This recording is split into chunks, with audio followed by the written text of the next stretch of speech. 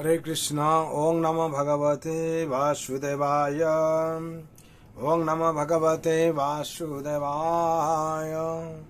ओं नमो भगवते वासुदेवाय। नारायणं नमस्कृतं नरं चैव नरोत्तमं देवीं सरस्वतीं व्यासं ततो जयमुदीरये। नष्टप्रायेषु अभद्रेषु नित्यं भगवत सेवया भगवते उत्तम श्लोके भक्ति भवति नैष्ठिके। कृष्णाय वासुदेवाय देवकी नंदनाय च नंदगोपकुमाराय गोविंदाय नमो नमः। हरे कृष्ण। श्रीमद् भागवत स्कंद 10 अध्याय 11 श्लोक संख्या 34। तथा यशोदा रोहिणी न्यावेकं शकटमास्थिते तथा यशोदा रोहिणी न्यावेकं शकटमास्थिते रेजतो कृष्ण रामाभ्यां तत्कथा श्रवणोत्सुके।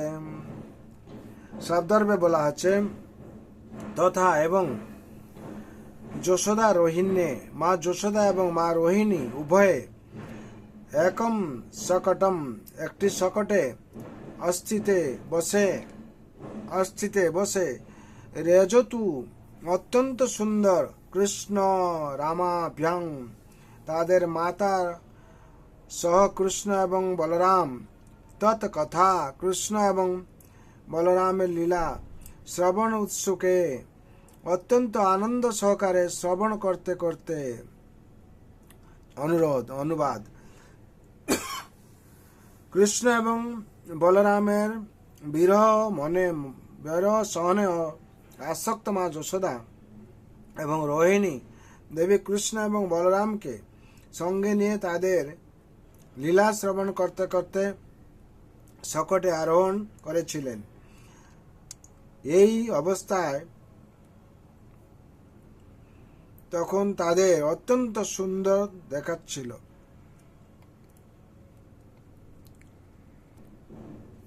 তাৎপর্য এই থেকে বোঝা যায় যে মা যশোদা এবং রোহিণী ক্ষণিকের জন্যও কৃষ্ণ এবং বলরামের বিরহ সহ্য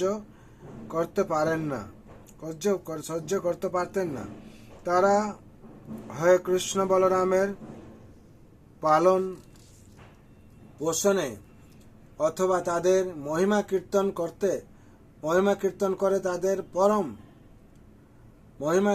করে তাদের সময় অতিবাহিত করতেন। এইভাবে মা যশোদা এবং রোহিণী দেবীকে অত্যন্ত সুন্দর দেখাত। এখানে 34 নম্বর শ্লোকের তাৎপর্য সম্পূর্ণ হয়েছে। এখানে বিশেষ করে বলা হচ্ছে তারা যখন গোকুল ছেড়ে যাচ্ছেন শকটের উপর বসে তারা অত্যন্ত সুসজ্জিত হয়েছিল এবং মা যশোদা মা রোহিণী কৃষ্ণ বলরাম সহিত তারা কি করছিলেন না কৃষ্ণ বলরামের সেই লীলা কিংবা গান করতে করতে যাচ্ছিলেন। কৃষ্ণ এবং বলরামের বিরহ সহনে আসক্ত মা যশোদা এবং রোহিণী দেবী কৃষ্ণ এবং বলরামকে সঙ্গে নিয়ে তাদের লীলা শ্রবণ করতে করতে শকটে আরোহণ করেছিলেন। এই অবস্থায় তখন তাদের অত্যন্ত সুন্দর দেখাচ্ছিল। তারা যখন শকটের উপরে বসে যাচ্ছিলেন অত্যন্ত সুন্দরভাবে সেজে এবং সুন্দর দেখাচ্ছিল, সাথে কৃষ্ণ বলরাম ছিলেন। আর তারা কি করছিল না তাদের লীলা শ্রবণ করতে করতে শকটে আরোহণ করছিলেন। এখানে এই থেকে বোঝা যায় যে মা যশোদা এবং রোহিণী ক্ষণিকের জন্যও কৃষ্ণ এবং বলরামের বিরহ সহ্য করতে পারতেন না। তারা হয় কৃষ্ণ বলরামের পালন পোষণ অথবা তাদের মহিমা কীর্তন করে তাদের সময় অতিবাহিত করতেন। এইভাবে মা যশোদা এবং রোহিণী দেবীকে অত্যন্ত সুন্দর দেখাতো।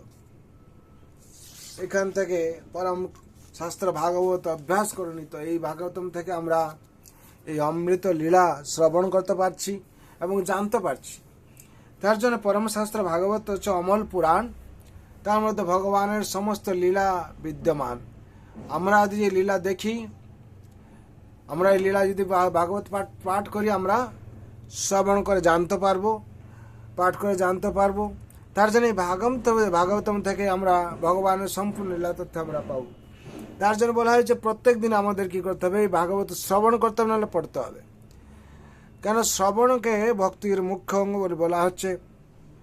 তার জন্য যদি আমরা প্রত্যেক দিন একটু শ্রবণ করি, যে কোনোভাবে হোক, আপনারা নিজে শ্রবণ করুন কিংবা আপনারা বিভিন্ন রকম যে প্রযুক্তি আছে তার মধ্যে থেকে আপনারা শুনতে পারেন, নাহলে আপনারা ভাগবত পাঠে বসুন, নিজে পাঠ করুন, পাঠ করে শ্রবণ করুন, তার ফলেও আপনাদের সার্বিক মঙ্গল হবে।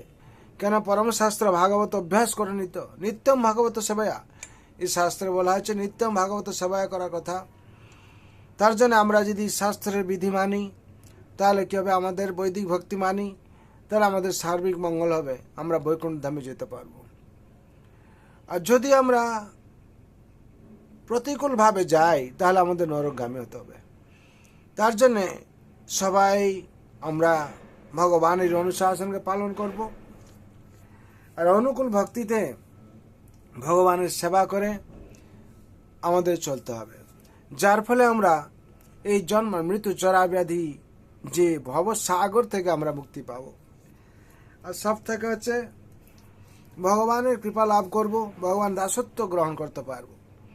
কেন জীবের স্বরূপ হয় নিত্য কৃষ্ণ দাস, এই বিশ্বাস করলে আর দুঃখ নেই। যেদিন আমরা দাসত্ব স্বীকার করব, আর তার জন্য কি করতে হবে, উৎসাহ করতে হবে, নিশ্চয় করে ধৈর্য রাখতে হবে। এই তিনটে জিনিস থাকলে আমাদের কি হবে, আমরা পূর্বতন আচার্যরা যে পথ দেখিয়েছেন সেই পথে আমাদের চলতে হবে। আর কি করতে হবে, অসাধু সঙ্গ বা কুসঙ্গ ত্যাগ করে সাধু সঙ্গে জীবন যাপন করতে হবে। যদি সাধু সঙ্গ করি, তার মাধ্যমে দিয়ে কি হবে, আমাদের ভগবানের কৃপা আমরা লাভ করব। তার জন্যে আমরা সময় নষ্ট না করে এই ভগবানের অমৃত কথা শ্রবণ করব এবং নিজে শিখে অন্যকে জানাবো। যজন যাজন যেটা বলে আর কি, নিজে জেনে অন্যকে জানানোর ব্যাপার থাকবে। তার জন্য ভগবান খুশি হবেন। ভগবান বলেছেন, জয় ইদং পরং গুজ্জং মদ ভক্ত অভিদাস্বতী ভক্তিময় পরাঙ্কৃত্যময় সংশয়। ভগবানের কথা শুনবে যে এবং নিজে জেনে অন্যকে জানানো জন্য বলেছেন। আপনারাও সেটা অভ্যাস করুন, তার ফলে আপনাদের সার্বিক মঙ্গল হবে। তার জন্য ভগবান আতুল চরণে আমি সবার মঙ্গলের জন্য, শান্তির জন্য, সবার পরিবারের মঙ্গল জন্য, শান্তির জন্য প্রার্থনা করছি। সর্বভন্তু সুখিনঃ, সর্বে শান্তু নিরাময়, হরে ভদ্রাণি পশ্যন্তু মা কস্য দুঃখ ভাগ ভবে। হরে কৃষ্ণ কৃষ্ণ কৃষ্ণ হরে হরে, হরে রাম রাম রাম হরে হরে। जय राम महाप्रभु की जय, जगत गुरु शिल प्रभुपाद की जय, श्री गुरु महाराज की जय, श्रीमद् भागवत महापुराण की जय, श्रीमद् भगवती तथात की जय, अनंत कोटि वैष्णव भक्त वृंद की जय, उपस्थित भक्त वृंद की जय। इताय गौर प्रेमानंदे, हरि हरि बोल, हरि हरि बोल, हरि हरि बोल। जय जय श्री राधे श्याम, हरे कृष्ण कृष्ण कृष्ण हरे हरे, हरे राम राम राम हरे हरे। इति षोडशकं नामं कलिकल्मषनाशनं नाथ परतरोपाय सदव सर्ववेदेषु दृश्यते। हरि नाम हरि नामैव केवलं कलौ नस्तेव गतिरन्यथा। जय जय श्री वृंदावन बिहारी लाल की जय, जय राधारानी की जय, जय तुलसी महारानी की जय। निताय गौर प्रेमानंदे, हरि हरि बोल, हरि हरि बोल।